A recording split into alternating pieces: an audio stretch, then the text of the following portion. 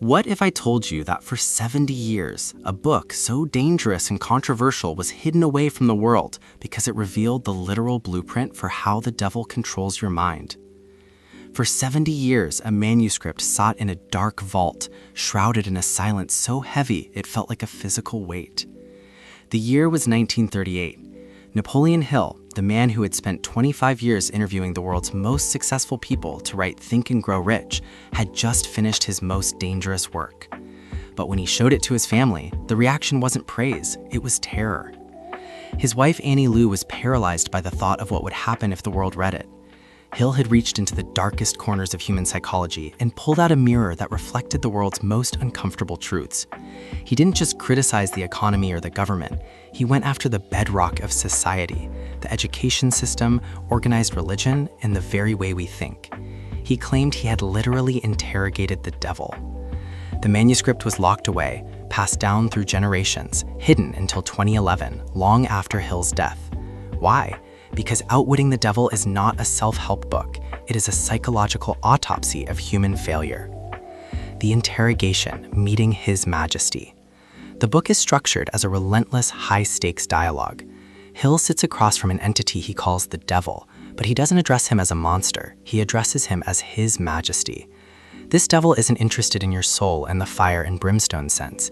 He explains that he is the negative energy of the universe. If God is the positive force of creation and definiteness, the devil is the force of entropy, confusion, and most importantly, drifting. The anatomy of the devil. Hill forces the devil to admit that he doesn't physically possess people. He doesn't have to. He wins by simply occupying the unused space in the human brain. I occupy 1/2 of every atom of matter and every unit of mental and physical energy. I am the negative portion of the atom, the devil boasts. The devil explains that his greatest weapon is not a pitchfork, but fear, specifically the 6 basic fears.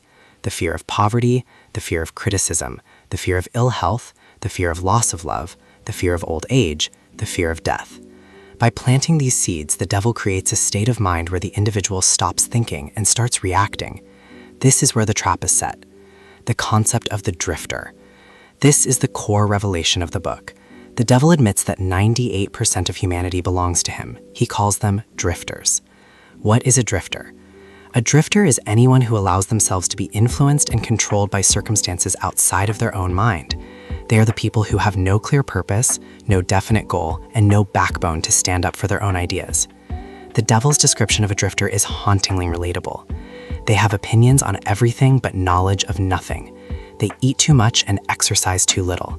They are perpetual wishers but never doers. They follow the path of least resistance.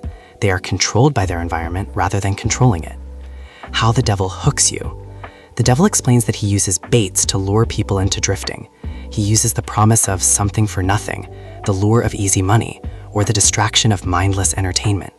He even admits to using the education system. According to Hill's devil, schools don't teach children how to think, they teach them how to memorize.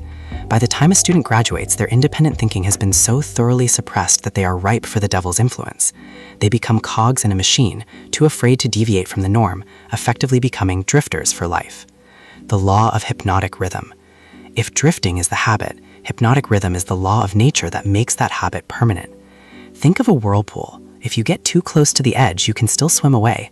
But if you drift into the center, the momentum becomes so strong that you are pulled down, regardless of how hard you struggle. The devil explains that hypnotic rhythm is a universal law. It is the same law that keeps the planets in orbit and the seasons in order. It solidifies whatever thoughts are held most frequently in the mind. If you think thoughts of fear and failure, hypnotic rhythm picks up those thoughts and weaves them into a permanent web of misfortune. If you think thoughts of success and definiteness, the law works in your favor, crystallizing your habits into a destiny of achievement. The terrifying part, once hypnotic rhythm takes hold of a drifter, they are spiritually dead. Their fate is sealed unless they can find the other self, that spark of independent will that exists in every human being but is rarely accessed. The 7 principles of freedom. After cornering the devil and forcing him to reveal his methods, Hill extracts the blueprint for freedom.